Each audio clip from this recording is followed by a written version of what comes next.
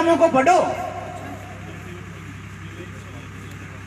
क्योंकि इतिहास वही बनाते हैं जो अपना इतिहास जानते हैं।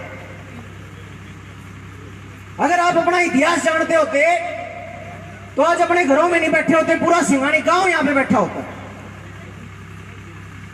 आपको यही नहीं पता कि आज का दिन विशेष क्यों है।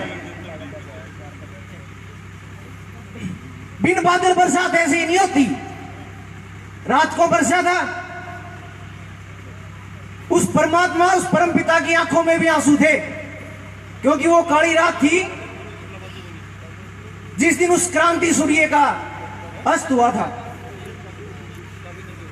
और आप लोग उस महामानव से अनजान हैं जिसने आपको सांस लेने का अधिकार दिया, आपको पानी पीने का अधिकार दिया, आपको बोलने का अधिकार दिया, आपको पढ़ने का अधिकार दिया, उठने बैठने का अधिकार दिया, खाने का अधिकार दिया, और आज आप उसको भूले बैठे।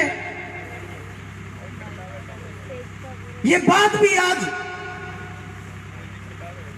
इतिहास के पन्नों में काले अक्षरों में लिखी हुई है कि मेरे पढ़े लिखे समाज ने मेरे को धोखा दिया, और वो गद्दार आज भी व्याप्त है इस समाज में, और आज भी धोखा दे रहे हैं। पढ़ने लिखने का मतलब चपड़ासी भर्ती नहीं होना। तुम मेरे दोस्तों समझ लो इस बात को। पढ़ने लिखने का मतलब अगर नौकरी करो तो नौकरशाह की करो, आईपीएस आईएएस बनो, राजनीति करो तो मंत्री, मुख्यमंत्री, प्रधानमंत्री बनो, देश के सर्वोच्च गद्दी के ऊपर अपना आसन कबूल करो, और वो ताकत आप में है, लेकिन उसको पहचानने की जरूरत है। एक छोटा सा वाक्य बताता हूं आपको। 1 साल हो गए जाट जमींदारों को बैठे हुए, किसान आंदोलन में बैठे हुए, अभी तक गारंटी नहीं मिली है कि कानून वापिस होंगे या नहीं, एमएसपी मिलेगी या नहीं, फसलों की खरीद होगी या नहीं। और हम वो लोग हैं जिन्होंने 2 अप्रैल को 5 घंटे में तानाशाही सरकार को, सुप्रीम कोर्ट को घुटनों पे ला दिया था। ये 85% की ताकत है, ये 85% की ताकत है। इसको समझो, एकजुट बनो, अपना नेतृत्व हासिल करो, क्योंकि नेता तो बहुत पैदा किए, इस बहुजन समाज ने नेता तो बहुत पैदा किए, लेकिन टिकाऊ नहीं किए, बिकाऊ किए। कमी किसकी है? उस नेता की नहीं है, क्योंकि मानव साहब कांसीराम ने कहा था जिसका समाज बिकाऊ होगा उसका नेता बिकाऊ होगा, जिसका समाज टिकाऊ होगा उसका नेता टिकाऊ होगा। पहले अपने वोट को भव्यता में बेचना बंद करो, उसके बाद नेता पे उंगली उठाना। समझ रहे हो इस बात को?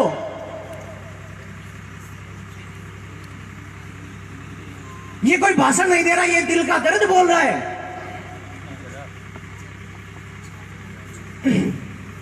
आप बात करते हो शासन प्रशासन में हिस्सेदारी की, और आपकी मांग क्या होती है कि बीपीएल कार्ड बन जाए, फ्री में राशन मिल जाए, और बालका ने स्कूल में दलिया मिल जाए।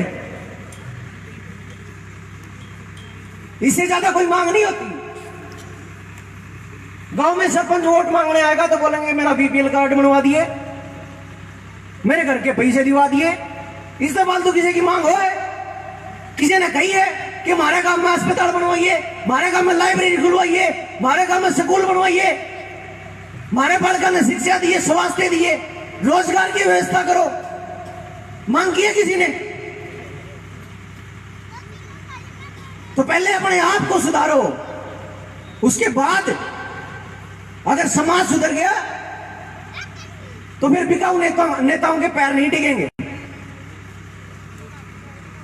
ये बात आपको अपने दिमाग में बिठाने की जरूरत है कि आज हमें किस चीज की जरूरत है और हम किस चीज की मांग कर रहे हैं। हमें जरूरत है शिक्षा की, क्योंकि रोटी कपड़ा मकान तो हम छीन के ले लेंगे। हर शिक्षित होंगे तो रोटी कपड़ा मकान तो हम छीन के ले लेंगे, लेकिन रोटी कपड़े मकान से शिक्षा हासिल नहीं कर सकते। इस बात को समझना पड़ेगा।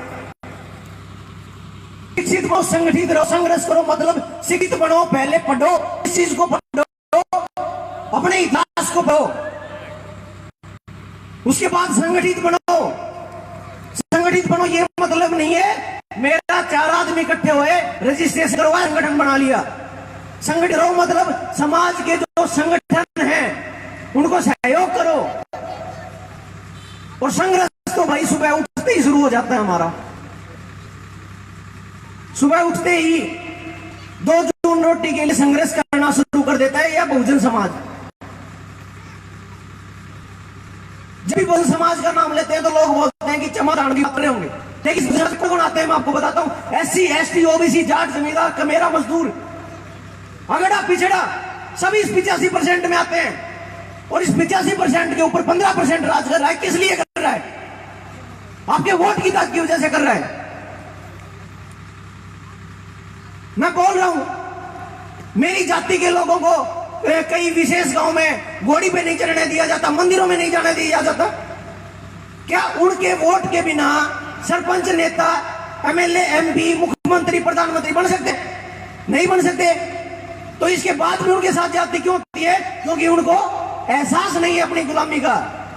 जिस दिन गुलामी का एहसास हो गया वो अपनी बेड़ियां खुद तोड़ देंगे और अपना रुख संसद की तरफ कर लेंगे।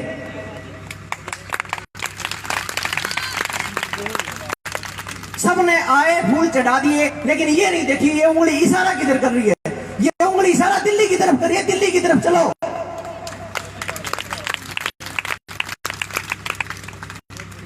अगर हम वोट दे सकते हैं तो क्या हम MLA, MP, मुख्यमंत्री, प्रधानमंत्री नहीं बन सकते? बिल्कुल बन सकते हैं। क्या एक दलित का बेटा एक बहुजन समाज का बेटा नेता नहीं बन सकता? बन सकता है। लेकिन जब इनके साथ में बैठते हैं कुर्सी डाल के तो इनके पेट में दर्द हो जाता है कि कैसे ये हमारे साथ में बैठे। आज जो लोग घरों में घुसे बैठे हैं ना, उनको ये नहीं पता कि यहां पे बैठने के लिए किसी ने अपने बच्चों की कुर्बानी दी थी, किसी ने अपना पूरा जीवन समाज को समर्पित कर दिया था। और आज वो लोग उनकी कदर नहीं जानते। तो उनका भविष्य, आने वाला भविष्य, वो रोटी के टुकड़े टुकड़े के मोहताज ना हो जाए। तो मेरा नाम बदल देना दोस्तों।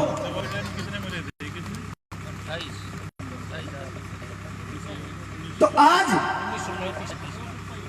ये पढ़ लीजिए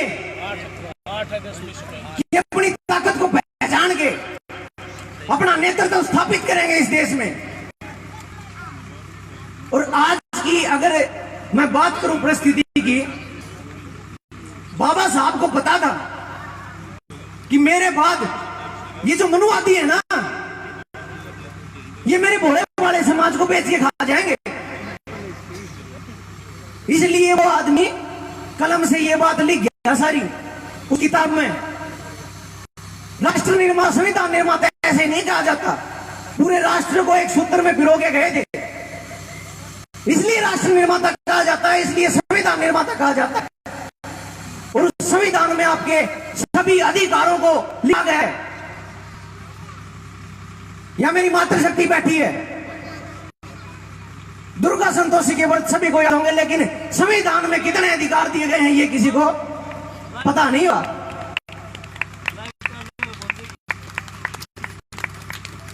घर वाला दारू पी के मारपीट करता है, उसके बाद भी सहन करते हैं, क्योंकि पता तो नहीं है कि मेरे परम पिता ने मुझे ये अधिकार दिया है संविधान में कि मैं इसके खिलाफ कार्रवाई कर सकूं। मैं अपने शोषण का बदला ले सकूं, मैं आगे पढ़ लिख सकूं, मैं आगे नेतृत्व कर सकूं समाज का। जिन्होंने पढ़ा है, जिन्हें जाना है, वो आज हमारे बीच में मुख्य अतिथि हैं। समझो इस बात को। जिन्होंने पढ़ा है, जिन्होंने लिखा है, वो आज हमारे बीच में मुख्यमंत्री हैं। कहने का मतलब यह है कि वो बड़ी बड़ी कुर्सियों में बैठी हुई है और मान सम्मान के साथ अपनी जिंदगी जी रही है। तो आप क्यों अपना चेहरा छुपाए फिर रहे हो भाई? कमी बस इतनी सी है, पढ़ने की जरूरत है, जानने की जरूरत है। पढ़ लिया जिसने, जान लिया, वो अपने आप चमक जाओ, दिया दिखाने की जरूरत नहीं है। लेकिन ज्ञान बिना उतार नहीं सकता किसी का। दीप वही देर तक चढ़ता है जिसमें दिया होता है। सूखी बाती कभी नहीं जलती दोस्तों। तो अपने अंदर ज्ञान के को डालिए ताकि आप चल सको, आप प्रकाश पैदा कर सको, आप समाज में फैले हुए अंधेरे को दूर कर सको।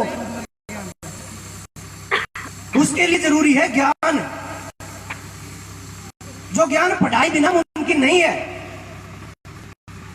क्या ये इमारतें बनाने से, स्टैचू खड़ी करने से समाज में बदलाव आएगा? ये तो मात्र एक पहल है, ये मात्र सुख सुविधाएं जो आपको समाज के संगठनों के द्वारा प्रदान की जाती है ताकि आप उनका लाभ उठा के अपने महापुरुष का सपना साकार कर सकें। लेकिन आप क्या करते हैं, आप उन्हीं के ऊपर लांछन लगाना शुरू कर देते हैं, मतलब पैसा आगे समाज की। आपको पता है सामाजिक कार्य करने के लिए कितना तन मन और धन से समर्पित होना पड़ता है।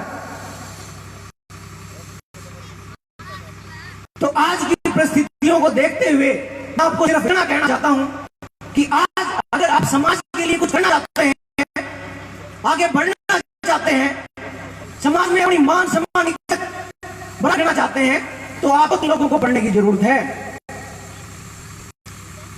राष्ट्रपिता महात्मा ज्योतिबा फुले, विश्व रत्न क्रांति सूर्य डॉक्टर भीमराव अंबेडकर जी और मान्यवर साहब कांसी राम, लेकिन मैं आपसे एक वादा चाहता हूं, आप वादा कीजिए, मुझे नहीं, उस महामानव को जिसके महापरिनिर्वाण दिवस के आप उपलक्ष्य में आप यहाँ पे देश का प्रतिनिधि बहुजन समाज का होगा और अगला इस देश का प्रतिनिधि सर्वोच्च जो कुर्सी है प्रदान करेंगे। ये आप संकल्प लीजिए।